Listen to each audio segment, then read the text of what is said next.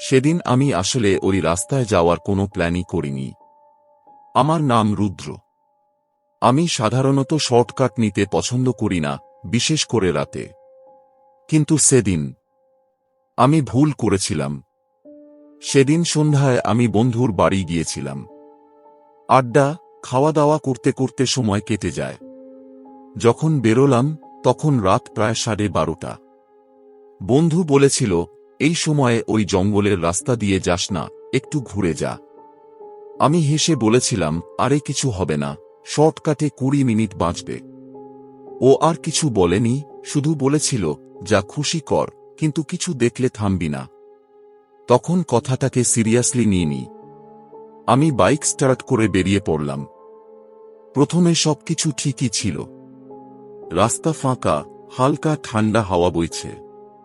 আকাশে পূর্ণিমার চাঁদ আলো পড়ে রাস্তার ওপর অদ্ভুত একটা সাদা আভা তৈরি করছে।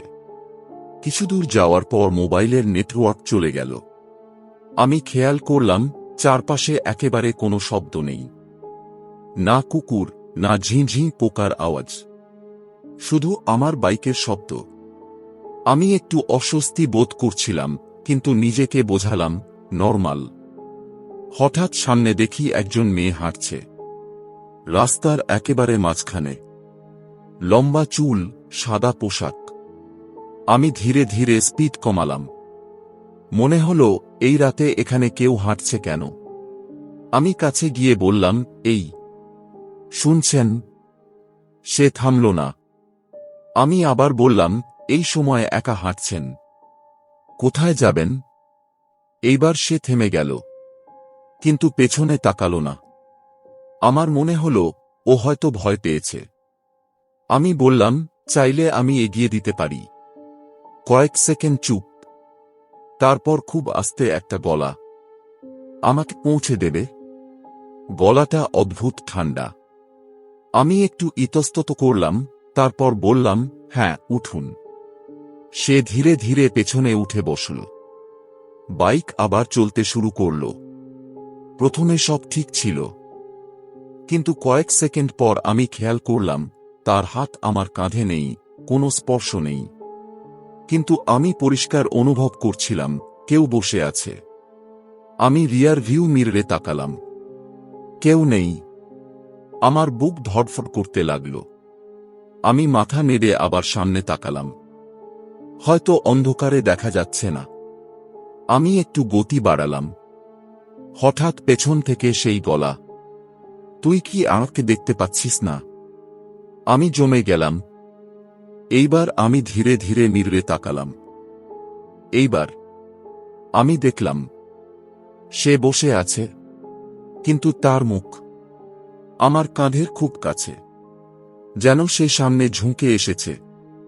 তার চোখ দুটো পুরো সাদা। আমি হঠাৎ ব্রেক কষে দিলাম। বাইক থেমে গেল। আমি তাড়াতাড়ি নেমে পেছনে তাকালাম।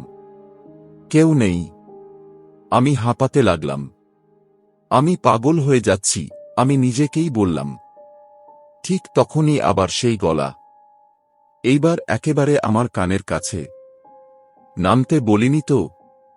আমি ধীরে ধীরে ঘুরে দাঁড়ালাম। সে ঠিক আমার পেছনে দাঁড়িয়ে, একদম কাছে। আমি দৌড়াতে শুরু করলাম। কোথায় যাচ্ছি জানি না, শুধু দৌড়াচ্ছি। কিছু দূর দৌড়ানোর পর হঠাৎ দেখি, আমি আবার আমার বাইকের কাছে। সবকিছু আগের মতো। আমি হাঁপাতে লাগলাম। এটা কিভাবে সম্ভব? ঠিক তখনই চোখে পড়ল, রাস্তার পাশে একটা পুরনো সাইনবোর্ড, লেখা শ্মশান পথ। আমার বুক কেঁপে উঠল। আমি বুঝলাম, আমি ভুল রাস্তা নিয়েছি। আমি তাড়াতাড়ি বাইকে উঠতে গেলাম, কিন্তু হঠাৎ দেখি, বাইকের সামনে দাঁড়িয়ে আছে সেই মেয়েটা। এইবার তার মুখ স্পষ্ট। চোখ নেই, শুধু অন্ধকার। মুখে এক অদ্ভুত হাসি।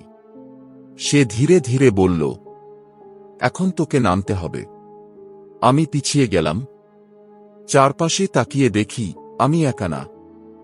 গাছের আড়াল থেকে, অন্ধকারের ভেতর থেকে আরও অনেকগুলো ছায়া বেরিয়ে আসছে। সবাই একই রকম, সবাই আমার দিকে এগিয়ে আসছে। আমি চিৎকার করে উঠলাম। তারপর কিছু মনে নেই। যখন আমার জ্ঞান ফিরল, তখন সকাল হয়ে গেছে। আমি রাস্তার পাশে পড়ে আছি। আমার বাইকটা একটু দূরে। সবকিছু স্বাভাবিক, কিন্তু একটা জিনিস বদলে গেছে। আমার ফোন। আমি ফোনটা খুলে দেখলাম। লাস্ট লোকেশন শ্মশান পথ। আর একটা ভিডিও রেকর্ডিং। আমি প্লে করলাম। ভিডিওতে আমি বাইক চালাচ্ছি, আর পেছনে সে বসে আছে। এইবার পরিষ্কার, সে ক্যামেরার দিকে তাকিয়ে ধীরে ধীরে হাসছে। আর ভিডিওর শেষে সে খুব আস্তে বলছে, আবার আসবি। তারপর ভিডিও বন্ধ।